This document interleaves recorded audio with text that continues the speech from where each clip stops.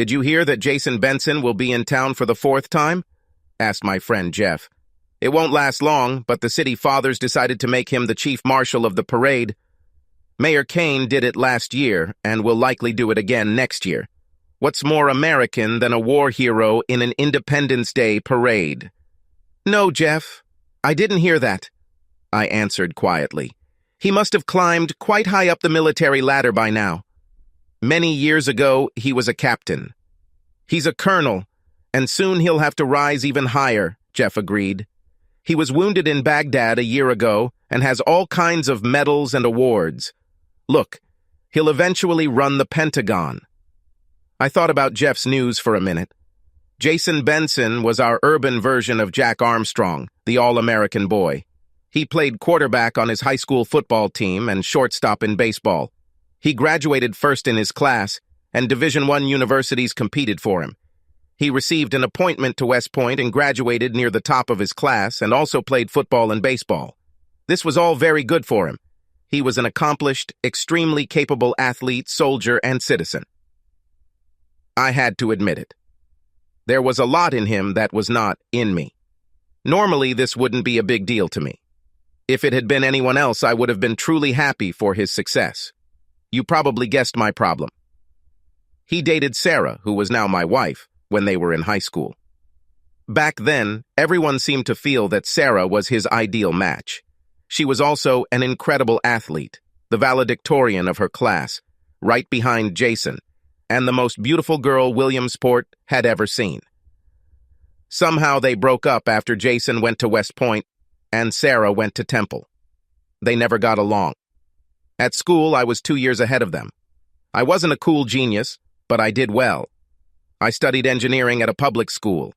As computers became an increasingly integral part of my daily life, I became increasingly drawn to programming. I worked for several companies before I got the courage to start my own. I still don't understand how I managed to convince Sarah to marry me, but I did it. It was the greatest achievement of my life, or at least the best thing I've ever done myself. Our 2 daughters were a combined effort and a source of great pride for both of us. Sarah never talked much about Jason. She knew I didn't like this part of her life. Invariably, well-meaning people mentioned his name from time to time. I was always amazed that these people seemed to think that I should admire and idolize Jason and acknowledge how great it would be if he and Sarah were together. It was like I had no feelings or value when it came to Jason. No one seemed to doubt that Sarah would have been much better off if she had managed to keep Jason. To their credit, Sarah's parents never suggested anything even remotely close to this scenario. I even saw Sarah's mother get really angry at a family picnic years ago when a cousin implied that Sarah should marry Jason. "Only a fool would say something so offensive and ignorant," she reproached her stunned cousin before the suddenly silent meeting. "If you knew what a wonderful husband and father Greg is, you would never have made such a stupid statement." Sarah smiled at her mother's sudden outburst and squeezed my hand under the table. Sarah always treated me with love and respect and never acknowledged any hint that I was not the best husband she could find. So, what was my problem? This was the long shadow of Jason Benson, a hero and an overall great guy. I always seemed to be compared to him and found to be inferior, both in my mind and in the minds of the madding crowd. My conversation with Jeff ended when my daughter, April, stole the other team's basketball and passed everyone else. Both of my daughters played summer league basketball. April was very fast and aggressive. The girls who played on the other team really didn't want to play against her. I've only ever seen one girl who could successfully dodge a basketball past her, and that was my eldest daughter, June. June was long-legged and moved with an easy grace that made her seem relaxed as she played. She planned to attend Temple in the fall on a volleyball scholarship. It could have been basketball, but she preferred volleyball. April was a junior in high school and a key cog on a basketball team that hoped to win district and make it to states. I never get tired of watching my daughters play sports. They were good at every sport. They always gave everything to him. This is how competitive sports are designed. Combined with the speed and athleticism inherited from Sarah, they were simply the best. June recently became top of her class. This really helped the coaches decide to award her a scholarship. April competed for top honors in her class. I got out of the stands when the game was over. The girls shook hands and hugged their rivals. I waited for them before heading towards the parking lot. Not a bad game, isn't it, Dad? June grinned. April didn't even let them pass the ball past half court. Finally, the coach asked her to give the defenders a break and retreat a little. Yes, she spoke like you, Dad. She said that we play not only for fun, but also to win. She didn't want us to ruin the other team's morale by crushing them too much. April chuckled. June almost stopped shooting after the first half to give them a chance to get into the game, and she was the top scorer. Well, girls, Summer League should be a good time for all the kids. When we started, we discussed what the goals would be and decided to promote sportsmanship and team play, I recalled. Coach Simons did a great job today. You always try to make everyone happy, Dad, except when you play against us. You never let April or me go when we play at home, June said. That's because you're both mentally and physically strong. I wanted you to learn to never give up and play as hard as you can. In school league matches, no one takes you easy, do they? I asked. You must know what competition you are participating in and play accordingly. Do you think I would succeed in business if I didn't let my clients win at golf most of the time? It's very difficult, Dad. It might help when you're losing to your clients, but June can kick your ass at golf. I don't think you'll let them win. April laughed. You're not the best golfer in the world. Anyway, young lady, I admonished April, I know enough to look like I'm trying my best, and I'm gracious when I lose. This is the secret to winning business on the golf course. It's a good thing you explained this to June, Dad, because she's going to be kicking ass and losing business all over the place. She does the opposite. She looks like she's not even trying and plays great, April bragged to her sister. She needs to watch you more closely to learn some of your moves. We pulled into the driveway, so I didn't even try to think of an appropriate response. I have always been able to coach and teach kids sports better than when I played with them. Sarah was a natural athlete, and the girls inherited that from her. I was the one who had to learn every trick of every game to try to compete. Sarah drove in after us. The girls started telling her about their day and how their game went. Following them into the house, I shook my head in amazement. How did I manage to get 3 such incredible women into my life? Sarah was the top dog at a local hotel and conference center that was part of a large chain. She started working there after completing her diploma in hotel management. Her parents wanted her to become a lawyer, but Sarah knew what she wanted and went for it. Like everything else she tried, she was very good at it. She reached the top 2 years ago, and even recently turned down a promotion that would have required her to move to Kansas. Was there anything special today, Sarah? I asked. You looked a little more dressed up than usual, and you had to stay late. Are the big corporate guys in town for the holiday? No. But you are really observant, Greg, Sarah admitted. The day after tomorrow is the 4th, and we always sponsor the expedition of the Grand Marshal. This year the newspaper wanted to print some photos before the parade. Why did my stomach suddenly hurt? I realized that it was what Sarah didn't say that gave me cause for concern. Sarah, was our golden boy and war hero there for the photographs? You seem to have forgotten to mention that he will be in town and will also be the Grand Marshal for the parade. Is there a chance that he will star with you? I asked. Sarah played with her hands and looked to see if there were any girls in the room. She rarely showed nervousness, so this caught my attention. Jason was there, Greg. Our hotel donated a suite for our local military hero. It's just good public relations. His parents left Williamsport several years ago. He had nowhere to stay. We decided to donate the apartment to a local man who was wounded in the service of our country and serves as Grand Marshal for the 4th of July parade. Sarah reasoned, her voice rising slightly. It's just good business and there's no reason to worry about it. Then why are you so worried? I answered immediately. Not really. Well, maybe a little, Sarah conceded. We just always tried to avoid the topic of Jason. I know how you feel about us dating in school, and how annoying it is when people, even after all these years, continue to throw his name around at you and me. It's strictly business, Greg. You are my husband and the only man I love or have ever loved. You must believe. It's very nice to hear this from you, Sarah, and I want to believe you. The question that comes to mind is this. Why did you feel the need to hide information about Jason's return from me? I just told you that I know this is a sore subject, and I didn't want you to worry or get upset. Sarah reasoned. He just doesn't mean anything to me. In that case, I shouldn't have any reason to be upset, and certainly you shouldn't have any reason to hide any information from me, right? I asked. Well, no, Greg, not really.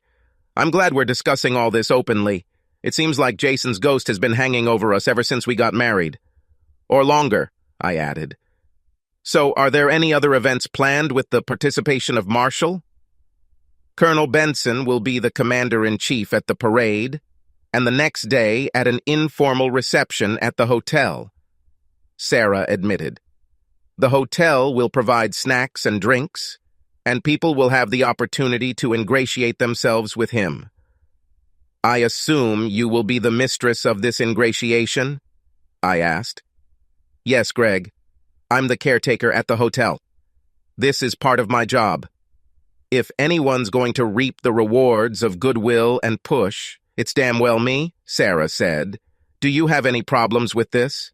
I don't think it matters, Sarah. The die is cast and plans are made. I have not been privy to them, but I will survive as long as what you tell me is true. He doesn't mean anything to you, right? You're not going to stare obsequiously like a gentle doe, are you? Sarah showed clear signs of annoyance at my statement until she caught my little pun. Then she broke into a smile and hugged me. Greg, I love you so much. You're the only male who's ever attracted that doe's gaze or any other part of her body. She laughed. I hope this applies to everything, not just your eyes, Sarah, but also everything that may be one of a kind. I smiled. You know that's all I have, honey, Sarah cooed. It's all unique, and it's all yours. As we walked through the living room, we explained to the girls that we were too tired to eat and were going to bed. They'll have to make do with what's left of last night's roast beef. Too tired? June laughed. Then we better cover our ears. Last time you were so tired, you kept us up half the night. Oh my God. Sarah blushed when I closed the door to our bedroom. Maybe it's better for us to wait until the girls fall asleep. We don't want them to think we're doing this. They already know that we do it, as you put it, Sarah, I noted, touching her gently. They think we're in love. Well, we're not misleading them, Sarah sighed, unbuttoning the buttons on my shirt. Just don't make me moan so loudly. The next evening, I casually asked Sarah how her day was while she was preparing dinner. She knew I was really asking about Jason and if anything had happened between them. Everything went well, Greg. Jason has become even more determined and energetic than in high school. I think being an officer and going to war honed his natural leadership skills, Sarah replied. Sarah, let's get something straight right now, I quickly replied. When I told you that I expected you to be open and honest about Jason, I sure as hell didn't mean for you to tell me what an incredible guy he is. I want to hear your honest opinion about what a pompous ass he is, and how glad you are that you married me. That's the kind of honesty I'm looking for here. Greg, this guy may be an army ranger and a war hero, all tan and lean and tougher than an old piece of raw hide, but he's no match for you. This is more like the truth. Tell me more, I asked. Of course, the President of the United States called Jason this afternoon, congratulating him and thanking him for his meritorious service. But 2 years ago, you were Vice President of the Elks Club. Jason isn't even a member of the club. Sarah started with a straight face. I see. I nodded. This damn guy probably thinks he's too good for the club. He will certainly never achieve the status of treasurer of a football club. What a loser. That's exactly what I was thinking, dear, Sarah agreed. Tomorrow after the parade, he'll probably ruin his interview with Fox News too. The book he is working on will be very boring. There is a high probability that he will not become a general before 50. That's what I'm talking about, I almost shouted. I have to admit, Greg, it really helps when we tell the truth and discuss things like adults, Sarah laughed. No guy compares to my boyfriend. I grabbed Sarah, pulled her to my chest, and hugged her tightly. When she raised her head to look at me, I pressed my lips firmly to hers. Sarah answered, and her mouth began to open slightly to give me access.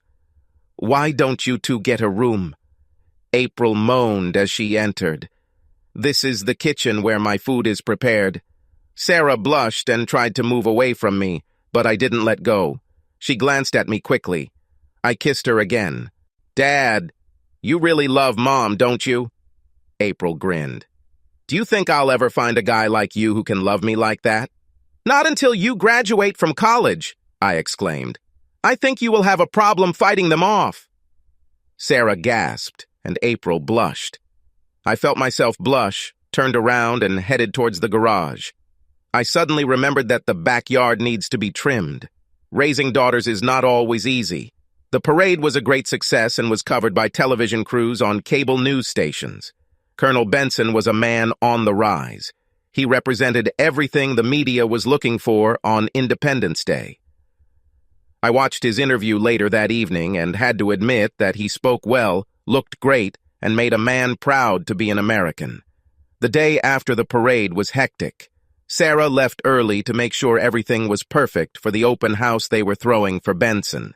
The fact that one of the cable news crews was staying overnight at her hotel didn't do much to reassure her.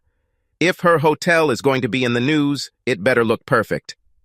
I decided to show Sarah that I really appreciated her and everything she does for me and the girls.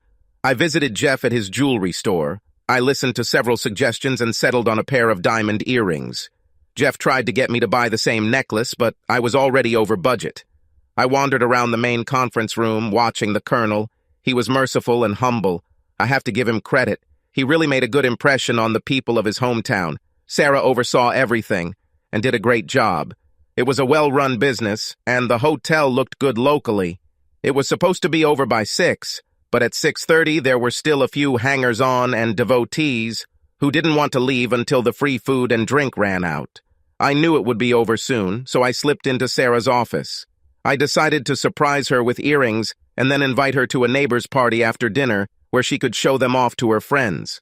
I had been waiting for Sarah for 15 minutes when I decided to use her bathroom. I had just finished washing my hands when I heard the office door close. I felt my wide smile disappear when I realized it was a man's voice speaking. I didn't close the bathroom door completely, and the conversation was easy to follow. "Sarah, I know I keep saying this, but you look amazing. Just being around you drives me crazy. You are still the most beautiful woman I have ever made love to." My stomach churned and I felt sweat beading on my forehead. I felt weak and had to lean on the sink to keep from falling. "That's very flattering, Colonel, but I must ask you not to talk to me like that." "I'm happily married and I don't want to give the wrong impression," Sarah replied. "It was more than 20 years ago, and it's better to forget." "Sarah, I know you still feel something for me." "I've seen it the last few days while we've been working together, and please call me Jason," the nasty bastard hero replied. "The only reason I agreed to spend my holiday here was to see you again. I have to say it was worth it. I'm sure you wanted the people in your old hometown to have the pleasure of seeing you here in the parade, Jason. You are the hometown boy who did well. Everyone is very proud of your adventures and successes. After all, you are a true war hero," Sarah concluded. "Sarah, come to me now," Benson begged. "I have to leave early tomorrow morning. Come and let me make love to you again. This will be a special way to thank me for everything I've done for the country and for you, really." I almost threw up. If I start puking, Sarah will know I'm eavesdropping on the conversation. I reminded myself to take slow, deep breaths and managed to regain control of my stomach. "I'm married, Jason. My husband will immediately suspect something," Sarah reasoned. "He would be extremely upset, to say the least."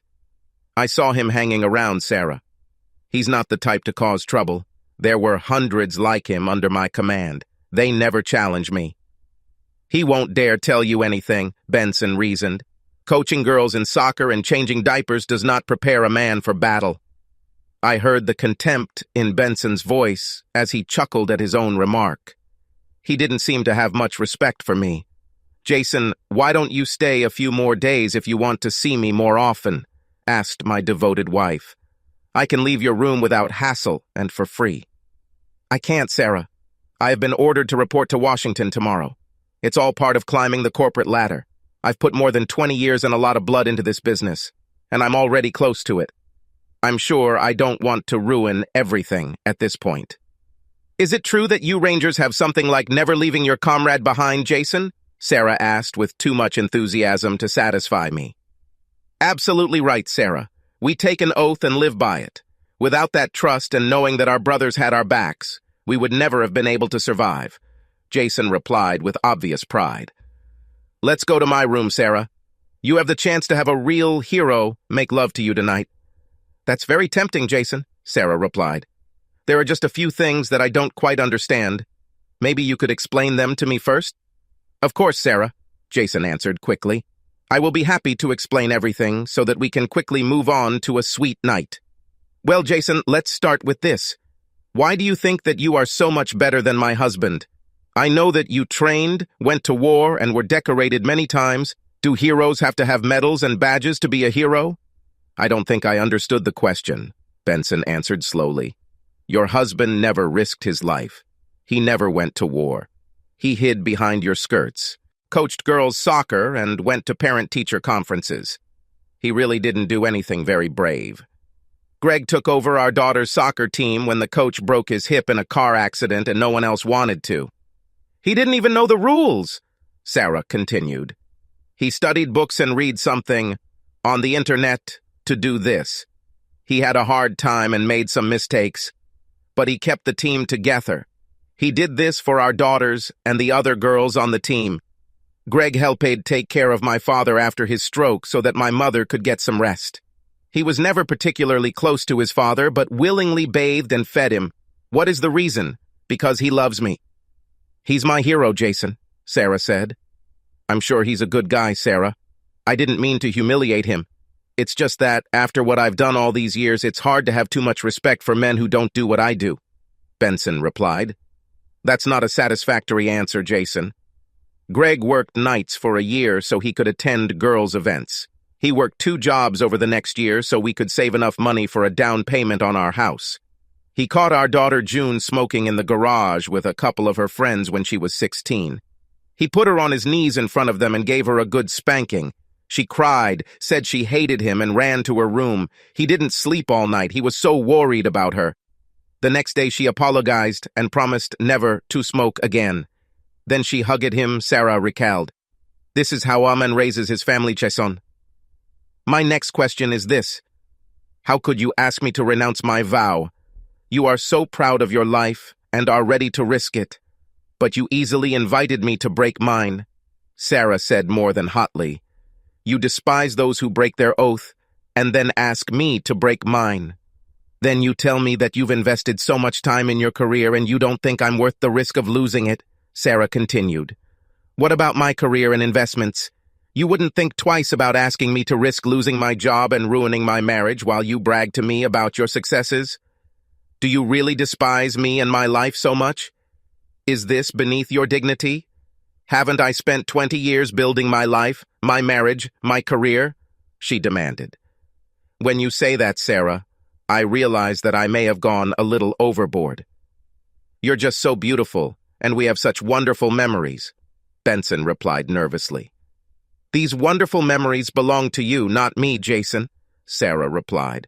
I remember how I regretted that I could not give Greg the honor of being my first man. I remember how self-centered you were. I remember breathing a sigh of relief when you left for West Point and rarely returned to Williamsport. These are my memories. Wow. I had no idea you thought that way, Sarah, Benson replied dryly. If you allow me, I'll go. With these words, I heard the door open and close rather abruptly. I stayed in the bathroom, afraid that Sarah would come in and realize that I had heard the entire conversation. Luckily, I heard the office door open and close again. She left. I waited until I was sure everything was clear and headed to my car.